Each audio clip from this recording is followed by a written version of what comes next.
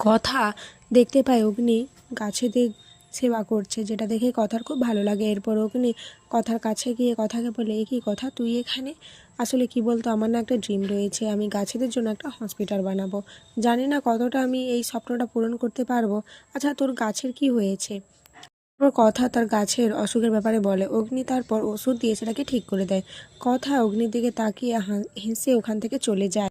অগ্নি তখন মনে মনে খুব খুশি হয়ে যায়, সবাইকে বলে, দেখেছিস তো, কথা হেসেছে, আর আমার অভিজ্ঞতা বলছে কথা আমার প্রেমে পড়ে গেছে। এরপর অগ্নি, প্র্যাটি, আক্কি সকলে নাচ করতে থাকে।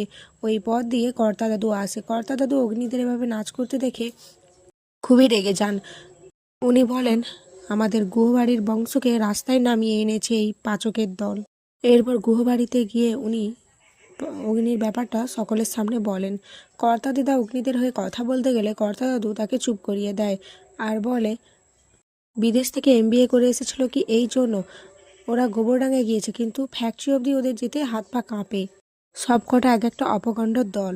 আমার এই 70 বছর বয়সেও আমাকে ফ্যাক্টরি সামলানোর জন্য যেতে হচ্ছে, অথচ আমাদের বাড়িতে উপযুক্ত ছেলে মেয়ে রয়েছে, কিন্তু তারা কেউই বাড়ির ব্যবসার কাজে হাত লাগাবে না। অগ্নি বলে, দেখুন মিস্টার এইচওএফ, আপনার ব্যবসা, আপনার চিন্তা, আমাদেরকে এর মধ্যে টানবেন না।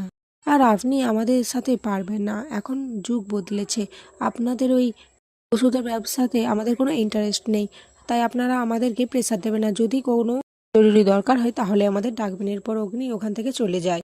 এদিকে মিহির মনে মনে খুব খুশি হয়ে যায়, চিত্রাকে বলে, আমাদের প্ল্যানটা তাহলে সাকসেসফুল হয়েছে। আমরা টাকা খাইয়ে যাদেরকে উস্কে দিয়েছিলাম তারা কাজটা খুব ভালোভাবেই করছে। খুব তাড়াতাড়ি প্রান্তিক বিশ্বাস আর জয়দেব বিশ্বাসের কাছ থেকে আমরা টাকাগুলো পেয়ে যাব। অপরদিকে রাতে কথা অগ্নিকে নিয়ে স্বপ্ন দেখে। কথার ঘুম ভেঙে যায়। কথা মনে মনে ভাবে, কি আমি এটা কি দেখে ফেললাম, তাহলে কি ভোরের স্বপ্ন সত্যি হয়ে যাবে নাকি? এরপর কলেজে দেখা যায় ক্রিসমাস পার্টির জন্য আয়োজন করা হচ্ছে। অগ্নি নিজের ক্যাফেকে খুব সুন্দরভাবে সাজিয়ে তুলছে।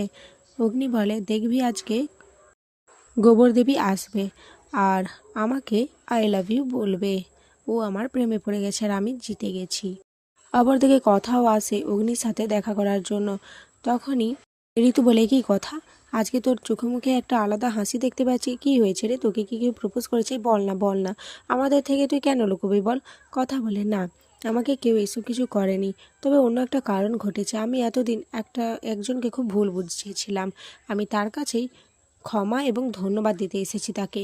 এদিকে কথা ক্যাফেতে চলে আসে, কিন্তু তখনই অগ্নি বলে, গোবরদেবী কিছুতেই বুঝতেই পারবে না যে আমরা ওকে ফাঁসানোর জন্য এত বড় একটা চাল চেলেছি। কথা এই শব্দটা শুনতে পেয়ে যায় আর কথা ওখান থেকে কান্না করতে করতে বেরিয়ে যায়। অগ্নি বলে, কথা তুই কিন্তু আমাকে ভুল বুঝছিস, দেখ এটা একটা একটা ব্যাপার, এটা ক্যাজুয়ালি ভাবেননি। কিন্তু কথা অগ্নিকে সবার সামনে চড় মেরে দেয় আর অগ্নি খুব হার্ট হয়। কথা বলে, আপনার মাকে আপনাকে শিক্ষা দেয়নি কীভাবে মেয়েদের সাথে কথা বলতে হয়, কীভাবে অন্য মানুষদের সাথে ব্যবহার করতে হয়?